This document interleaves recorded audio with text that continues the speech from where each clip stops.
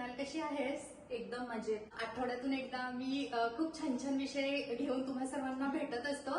आज पुन्हा एकदा खूप छान प्रश्न घेऊन आलेले आहे आणि आय होप समाधानकारक उत्तर मिळतील. तर पटकन प्रश्न विचारते. नेहमी पोटभर जेवण करतो, पण त्यानंतर सुद्धा असं वाटतं की काहीतरी गोड खावं वगैरे, तर ते कशामुळं? हो, असं बरेच लोक म्हणतात पोटभर जेवल्यावर सुद्धा काहीतरी गोड खायची इच्छा होते.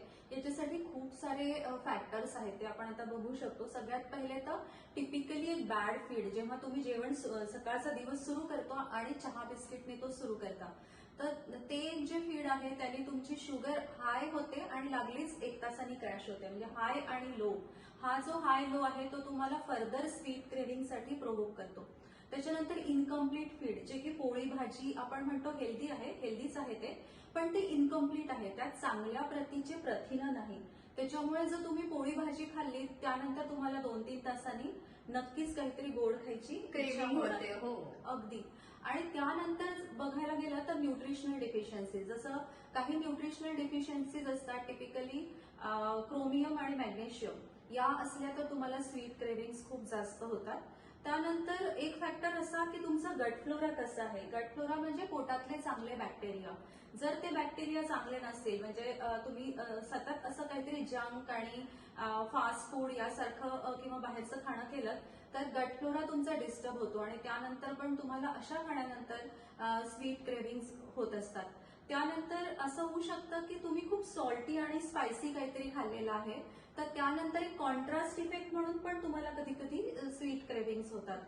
त्याशिवाय आपण बघायला गेलं तर आपलं एक ट्रेडिशन आणि कल्चर जसं आहे की काहीतरी गोड खायला जेवण हवं. झाल्यानंतर स्वीट डिश. स्वीट डिश असायला हवी किंवा कुछ मीठा हो जाए, काही पण झालं तर ते एक सायकोलॉजिकल इफेक्ट पण असू शकतो की आता जेवण झालं आहे आणि काहीतरी मला खायचंय. त्याशिवाय हार्मोन्सचा रोल असा आहे की डोपामाइन, आपण जेव्हा गोड खातो तेव्हा डोपामाइन सिक्रेट होतं आणि ते एक तुम्हाला एक इझी फिलिंग देतं किंवा रिलॅक्स फिलिंग देतं. तर त्या फिलिंगशी अटॅच होऊन कुठेतरी आपण पुन्हा गोड खायची आपल्याला इच्छा होऊ शकते. त्याशिवाय अजून एक महत्वाचा फॅक्टर असा आहे इन्स्युलिन रेझिस्टन्स. जर शुगर अपटेक होत नसेल, म्हणजे तुम्ही खाल्लेलं तर आहे अन्न, गोड पण खाल्लेलं आहे, पण इन्स्युलिन जर ते शुगर सेलपर्यंत पोहोचवू शकत नसेल तर तरी सुद्धा सेल्स तर उपाशी आहेत, तुम्ही खाल्लेलं आहे, त्या अशा वेळेस सुद्धा तुम्हाला गोड खायची इच्छा होऊ शकते. अरे बापरे, खूप रिझन खूप आहे. सारे फॅक्टर्स आहेत. याशिवाय पण बरेच काही फॅक्टर्स आहेत छोटे मोठे. तर मला असं वाटतं आपण कुठल्या प्रकारात मोडतो हे एकदा चेक करून आपण स्वीट क्रेव्हिंगवर माइंड कंडिशनिंग करून कंट्रोल करू शकतो. आणि त्याशिवाय हे सगळे फॅक्टर्स तुम्ही तुमचे ऍड्रेस करा आणि तुम्हाला निश्चित फायदा होऊ शकेल. त्याशिवाय अजून एक गोष्ट तुम्ही करू शकता. जेवण झाल्यावर तुम्ही थोडंसं दही आणि गूळ घ्या किंवा दूध घ्या, दूध आणि गूळ घ्या किंवा एखादा अंजीर, एखादा खजूर किंवा मनुका, अशा गोष्टी तुम्ही जेवण संपल्यावर घेऊ शकता. हा एक हेल्दी ऑप्शन आहे. त्याशिवाय अजून एक महत्वाची गोष्ट, एम्प्टी कॅलरी फीड आपण ज्याला म्हणतो, की जसं कार्बोनेटेड ड्रिंक्स आहेत की त्याच्यातून आपल्याला कॅलरीज पण मिळाल्या पण न्यूट्रिएंट्स त्यात काहीच नाही. आता त्याला आपण असं म्हणतो एम्प्टी कॅलरीज. जरी ते कॅलरीजने रिच आहे पण त्याच्यातून न्यूट्रिएंट्स मिळाले नाही, तर अशा प्रकारचं जे फीड आपण वारंवार घेत असलो तर त्यानंतर सुद्धा स्वीट क्रेव्हिंग्स होऊ शकतात.